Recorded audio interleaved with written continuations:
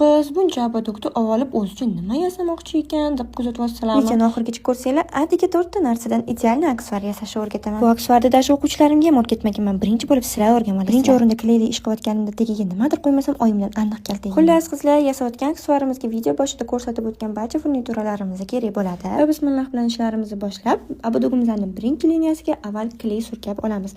Kley surkab olganimizdan keyin mana shu ko'rinishda ketma-ketlik bilan metrajli toshlarimizni yopishtirib chiqamiz. Akkurat ishlashga alohida e'tibor bering. 1 2 3 hop deb 3 ta liniyamizga ham metrajimizni yopishtirib. Yana bitta qarsak chalamizda ikkita abadogimizni ham xuddi shu ko'rinishga keltirib olamiz. Ba'zilarni xayolida desa xuddi shunday qarsak chalsak tayyor bo'lib qoladigandek. Ha, mayli, keyingi ishimiz esa bittali abadogimizni yarmigacha kley surkab olib, xuddi videoda ko'ringandek turlarimizni bitta-bitta solib chiqishimizga to'g'ri keladi. Kattasini narigi tarafdan kley surkalmagan tarafga tiqib, har bittasini ketma-ketlik bilan shunaqa yopishtirib chiqsak bo'ladi. O'zingizlarning xohishingizga qarab bemalol jemchurlarni tanlasangiz bo'ladi. Aytgandek, onlayn kurslarimizga navbarimiz ochiq, tezda skidka narxlarida qo'shilishga ulgurib qoling. Abadogimizni ham tayyorlab oldik. Ikkinchisini ham xuddi shu ko'rinishda hop deb ikkita qilib tayyorlab olamiz. Tayyor qilib qo'ygan abadoglarimizni ham olib, hammasini birgalikda qo'shib va bitta silkitib xuddi shu ko'rinishga keltirib qo'yamiz. Ko'rib turganingizdek, men aytganimdek idealni aksessuar. Menga ishonsanglar, hech ham afsuslanmaysiz. Aksessuarni o'zingiz o'rganib olgan bo'lsangiz, qizg'anmasdan o'rtoqlaringizga ham jo'natib qo'ying, ular ham o'rganib olsin. Bizga obuna bo'lib qo'yishni unutmang.